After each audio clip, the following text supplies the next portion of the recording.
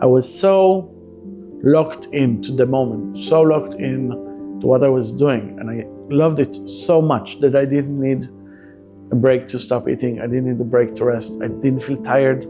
Nothing existed except the work. And it's a magical moment.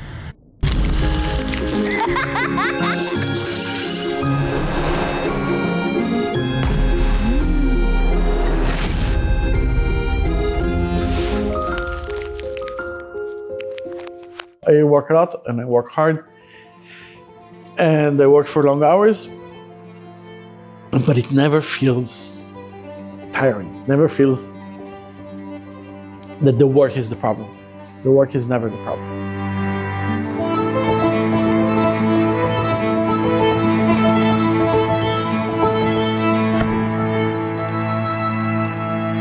So the first one, which is the tartlette with the Wagyu beef and the Kaviar, is basically it's a dish I've done for 50 years to the United Arab Emirates. I was the first Israeli chef to cook there. The Crown Prince would love if there is an Israeli chef, and you're the first one we thought about. There is this amazing publisher there called Flabel Montero, which is a Portuguese guy that lives there, and he asked me to do a dish for a book on the 50 years of the Emirates.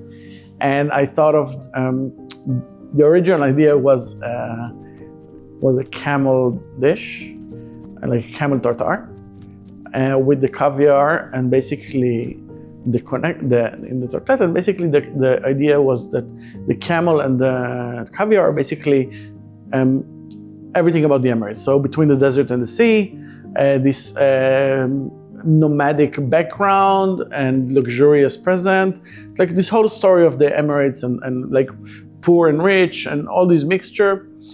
The book gets published, the dish gets kind of a little bit renowned, and I'm asked to cook it in a very special dinner in Abu Dhabi. And I'm telling the chef, okay, but I need camel meat for this. And the chef says, I'm not going to serve camel in this dinner.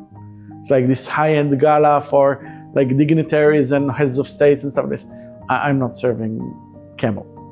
And there was a joke about it, and we ended up using Wagyu.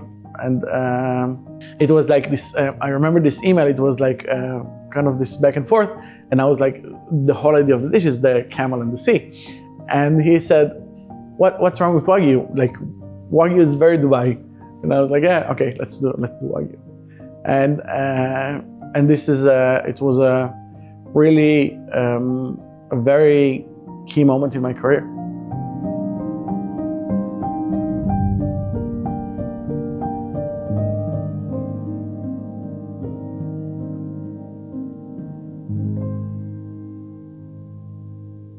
Berlin is my home. I'm saying this in the most clear way there is. It's real. It's like real people live here. And I mean Charlottenburg. When I first moved to Berlin, my first flat was 50 meters away from here. I didn't know this place existed, but like that my future Michelin-Star restaurant would be 50 meters away. But this is the neighborhood that I chose to live in. And there is something about here that I feel, first of all, very welcome, but also like I belong here. But it needs to be real. And there is something about Berlin that is very real to me. And that I really feel like no matter how much I struggle and no matter how bad things go, I feel like I'm supposed to be here. I have a tattoo of the Berlin skyline on my hand. It's very much the realization that this is where I belong.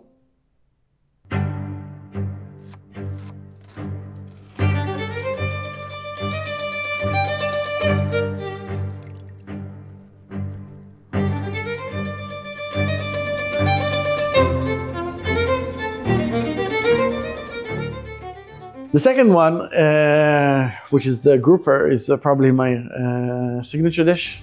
It has something like I think very few times in your career you come up with something that is both a really, really, really good dish, but it also kind of sums up who you are as a person.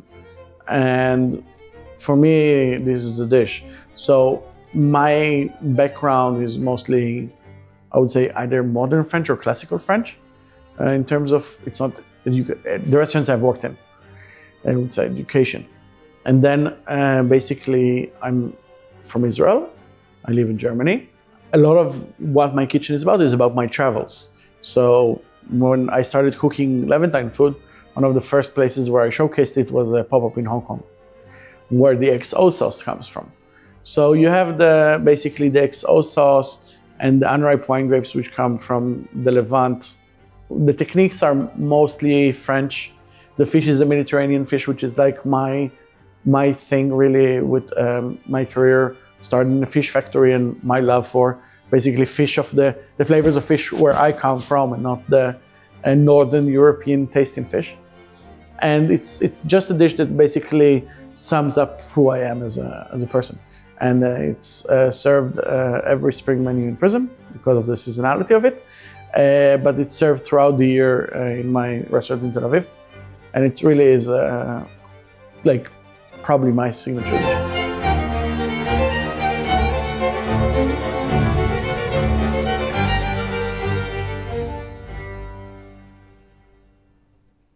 When I was 15, when my parents divorced, my dad really had to cycle back his life, and he went back to living with his parents, and he really had a hard time.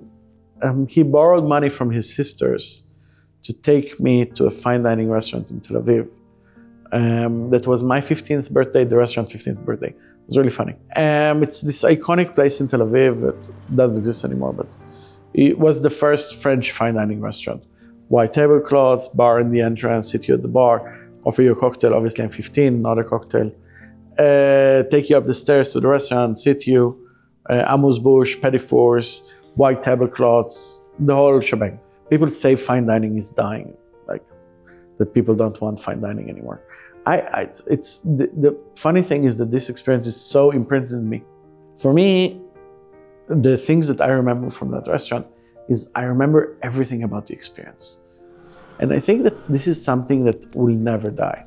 Humans need for a meal to be more than just tasty food. Every menu that I make, I have a story to tell. Every menu changes, but I have a story to tell. And it's not exchangeable. There is no single part in the experience where you can say, I'm sorry, today we're not gonna serve our grouper with the unripe wine grapes. Today we're serving red mullet with yogurt sauce. You can't do it. This dinner matters. This dinner is more than just whether this dish that I just served you is tasty or not tasty. It tells you a story. Now, I accept not all guests are interested in listening to this story, but those who do get a better experience. And the dessert is the first dessert we've ever had here in Prism.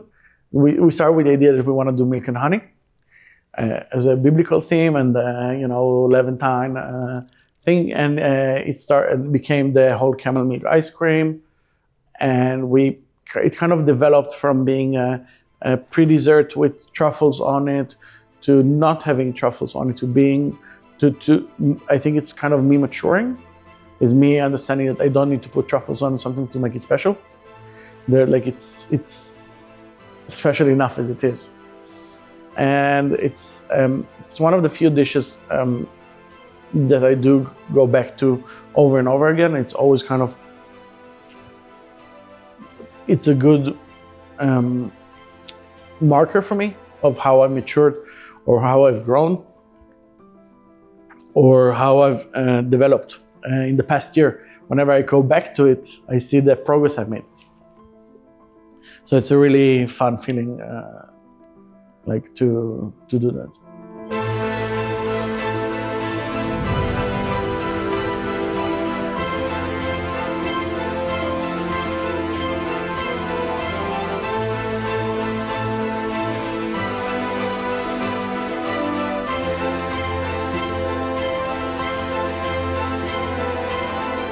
The menu is a story. It has a beginning, has a middle, it has a very clear end.